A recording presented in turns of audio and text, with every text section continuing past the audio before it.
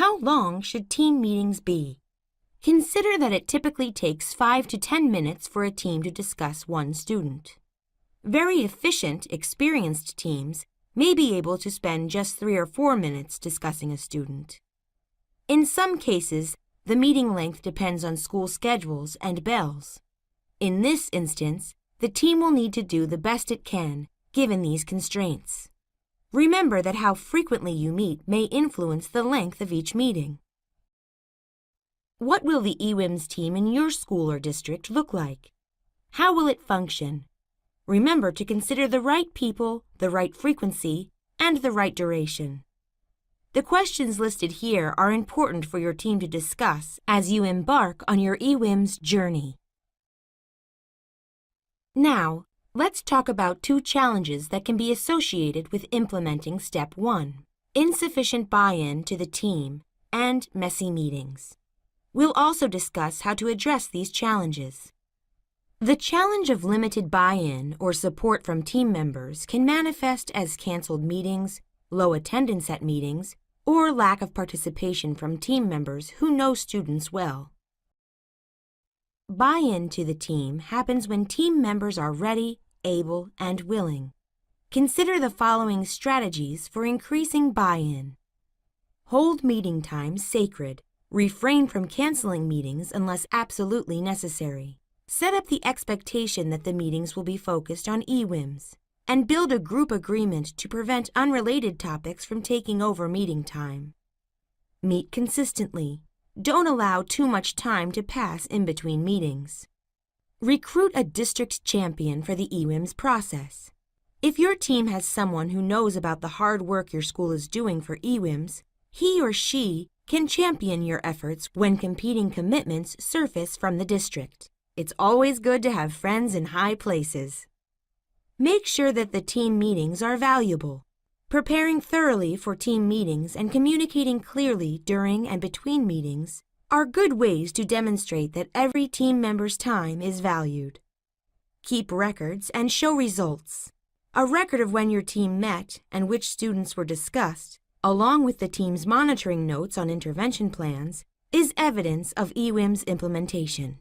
Demonstrating results can help to address insufficient buy-in from folks who are not part of the effort. The second challenge that may be associated with Step 1 is messy meetings.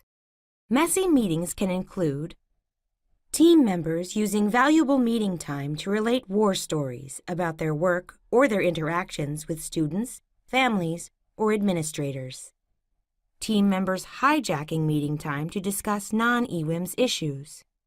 Entire team meetings being taken up with discussing 1 or 2 students, and inconsistent attendance, different team members showing up at each meeting so that the group's sense of continuity and shared knowledge are diminished. Here are 3 ways to make your meetings less messy. First, set norms.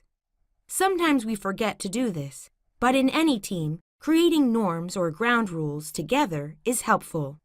Ask your team what conditions they need to be successful, or what drives them crazy in meetings. Consider the norms listed here. In EWIMS meetings, there is a temptation for team members to focus on the challenges they face with students. These war stories often begin with, "You'll never guess what." One useful norm is, agree not to tell war stories. Sometimes educators need to vent to other adults. A best practice for meeting this need is to have a brief check-in at the beginning of each meeting, where team members share a short summary of what's on their mind, so then they can turn their attention to the purpose of the meeting. Another strategy for addressing messy meetings is using time management. Once your team gets into a routine, establish a set amount of time the team will discuss each student.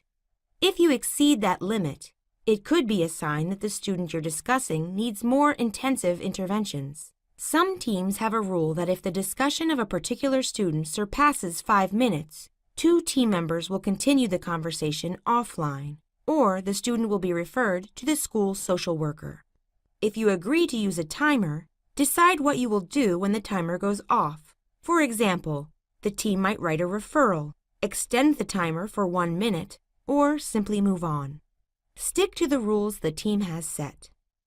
Sending out a list of flagged students in advance of a meeting enables team members to think through the observations they will share at the meeting, rather than thinking aloud during the meeting. Be sure to collect updates before team meetings so that you don't waste meeting time looking up information. Designate a team member who will gather information from those who can't attend the meeting and follow up with them afterward to share meeting highlights. Lastly, consider rotating roles. Some teams find that rotating roles encourages buy-in and distributes responsibility across the team. Typical roles include the following: a note-taker who uses a holistic approach. Rather than taking meeting minutes, a note-taker should focus on capturing information related to who will do what by when. This gives the team a running log of interventions and helps facilitate the monitoring progress. If your data tool has a note-taking section, you can input notes on individual student pages as long as confidentiality is protected. The timekeeper is charged with timing the meeting and discussions about individual students. Using an audible timer can help to keep everyone accountable. The air traffic controller can help to manage meetings that contain many voices and strong feelings. This person's only job, in addition to contributing to the conversation, is to pay attention to each team member's airtime. Have fun with this role. The air traffic controller can use a bell or a special hand signal to indicate that a team member's time is up.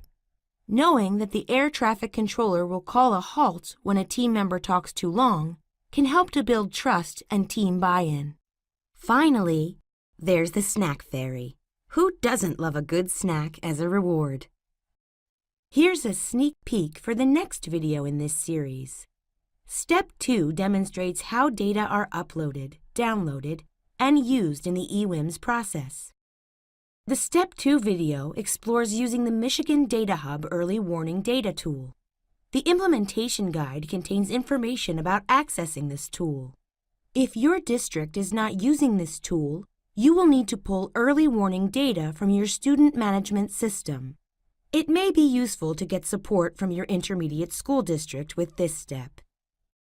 On behalf of the Great Lakes Comprehensive Center, the Michigan Department of Education, and the students and families of Michigan, we thank you for your work on these important issues.